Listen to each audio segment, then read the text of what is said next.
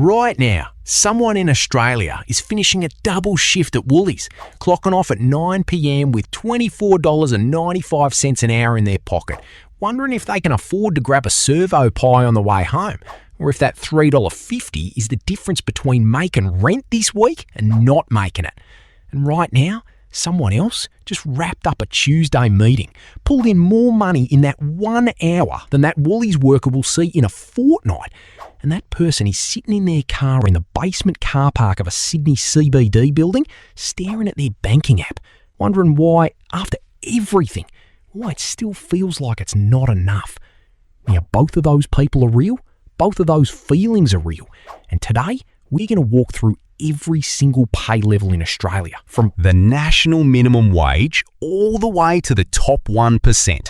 And we're not going to talk theory. We're going to talk about what life actually feels like at each level, the real take-home pay, the real weekly reality, and the real financial truth that most people at each bracket never say out loud. Let's start at the bottom, because that's where the story begins. Right now, the national minimum wage in Australia sits at $24.95 an hour. That's $948 a week before tax, or roughly $49,300 a year if you're working full-time. After the ATO takes its share, you bring in home around $42,000 a year, which lands as about $1,615 in your account every fortnight. And I want you to sit with that number for a second. Because at this level, life isn't just tight, it's a daily negotiation. The average rent in a capital city right now is somewhere between $500 and $600 a week. And yes, you read that right. That means housing alone is swallowing more than half of everything you take home before you've bought a single thing, before you've filled your car, before you've paid your phone bill or your electricity or your health insurance or anything else that makes a life function. Groceries for one person run about $150 a week. Transport adds another $50 to $70 depending on where you live. And suddenly, the math stops working entirely. And you're not failing. You haven't made bad decisions. You haven't been lazy. The system at this wage level was never designed to let you get ahead. It was designed to keep you functional enough to show up tomorrow. And the worst part is that millions of Australians are right here, right now, doing honest work every single day and still falling behind. And nobody talks about it because falling behind at minimum wage feels like a personal failure when it's actually a structural one. Now, let's move up to $60,000 a year. $60,000 is actually a significant milestone in this country because the median individual income across all Australian taxpayers sits somewhere between $53,000 and $55,000, which means at 60 grand, you're already doing better than more than half the country. And that feels like it should mean something. And it does. But let's be honest about what $60,000 actually buys you in 2026. After tax, you're taking home around $48,800 a year, or roughly $1,877 per fortnight. Life here has a little breathing room compared to minimum wage, but not as much as you'd think.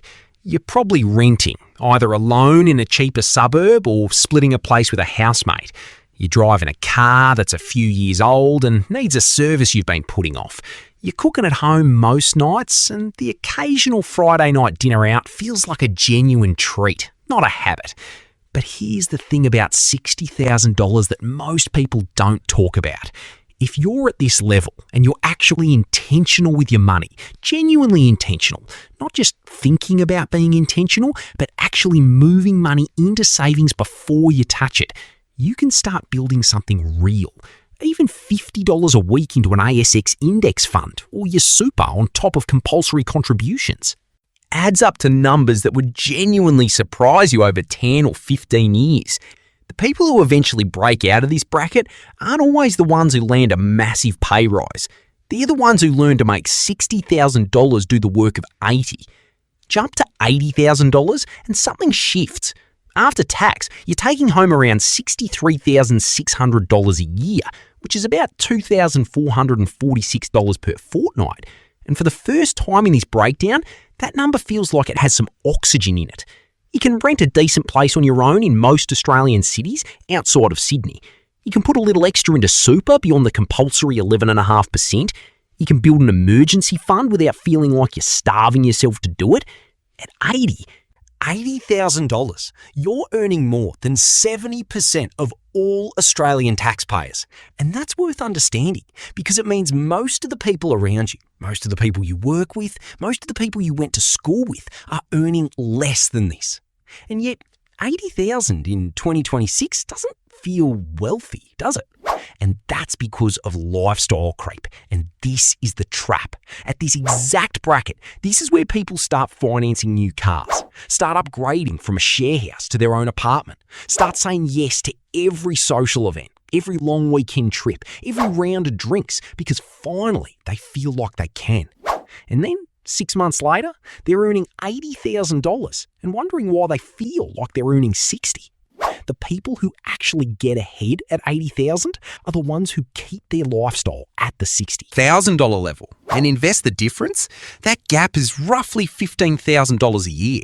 And $15,000 a year invested consistently over 15 years with average market returns could grow to somewhere north of $400,000. That's not a financial trick. That's just arithmetic and discipline. And most people choose the car. Now we get to the number that has meant something in Australia for a long time. $100,000. For decades, this was it. The benchmark, the milestone, the proof that you'd made something of yourself. And look, in some ways it still is. At $100,000 a year after tax, you're taking home around $75,000, or about $2,884 per fortnight. And you are now in the top 17% of individual Australian taxpayers, which is genuinely impressive. But here's the truth about six figures in 2026, and it's a truth that people who grew up dreaming about a $100,000 salary need to hear. The cost of living has outpaced this number. The median home price in Sydney is sitting above $1.2 million. In Melbourne, it's not far behind. Even in Brisbane, which used to be affordable, the median is pushing well past $800,000. And on a $100,000 salary with a 17% tax rate eating into your take-home, a home deposit in a major city without family help is still a genuine years-long grind. What used to be a wealth-building salary is now a comfortable survival salary in the big cities, and that shift happened faster than most people realise. The $100,000 dream isn't dead, but it doesn't buy what it used to. And if you're sitting at this income level expecting to feel financially free, and you don't, that's not a you problem. That's a 2026 problem. Step up to $133,000 and you've crossed a real line. You've just entered the top 10% of all Australian taxpayers. Let that settle for a moment. Out of every 10 people who lodged a tax return last year, you are earning more than 9 of them. After tax, you're taking home roughly $99,800 a year, or about $3,839 per fortnight. At this level, wealth building becomes genuinely accessible for the first time. You can rent well and save consistently. You can invest meaningfully into ETFs or start looking seriously at property. You can max out your concessional super contributions and still have money left over for a life. That doesn't feel like deprivation. But there's a trap at 133 that almost nobody warns you about. And it's sneaky because it doesn't feel like a trap. It feels like success. Comparison creep. When your income hits this level, your social circle tends to shift, or at least it expands to include people earning significantly more than you. And suddenly, 133 feels small. It feels like the floor, not the ceiling. You're socialising with people on 200 or 250, and their lifestyle becomes the benchmark. And your very real, very significant income starts to feel inadequate by comparison.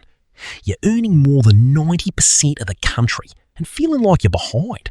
And that feeling, if you let it drive your spending, will cost you everything you worked for.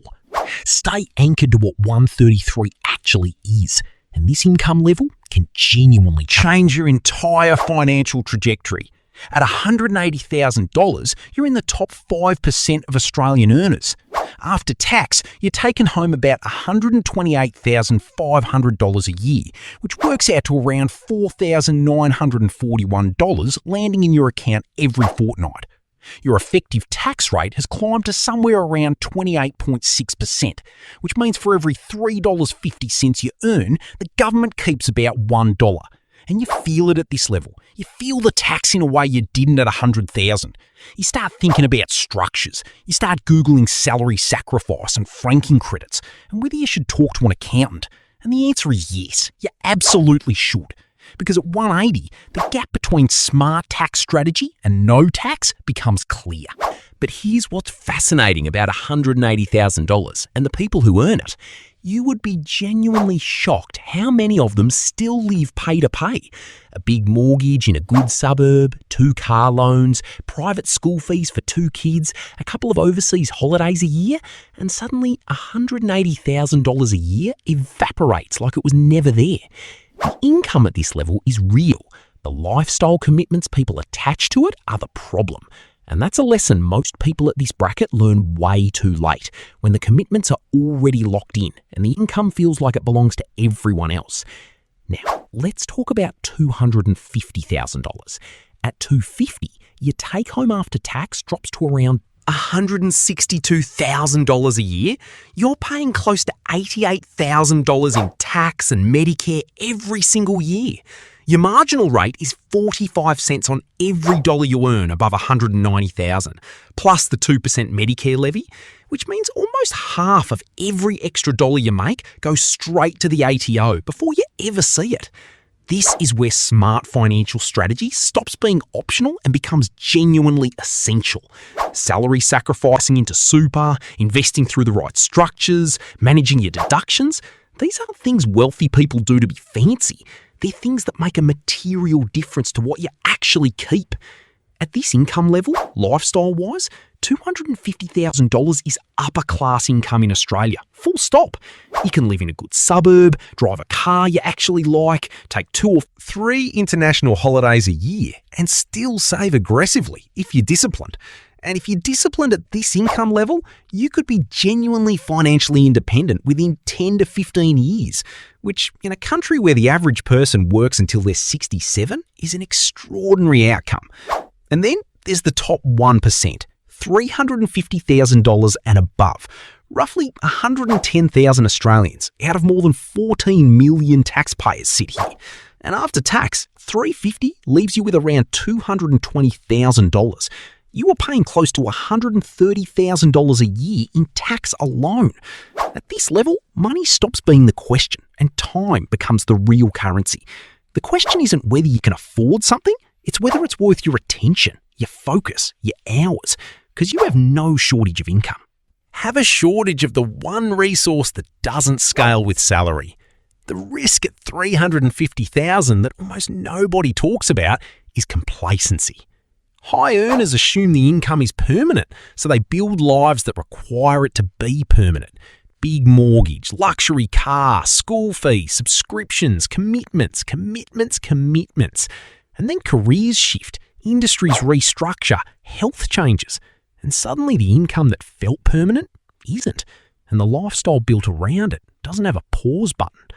The smartest people at this level are the ones converting active income into passive assets as fast as they can, building something that generates money whether they show up or not, because that's the only version of financial security that actually holds when life does what life always eventually does.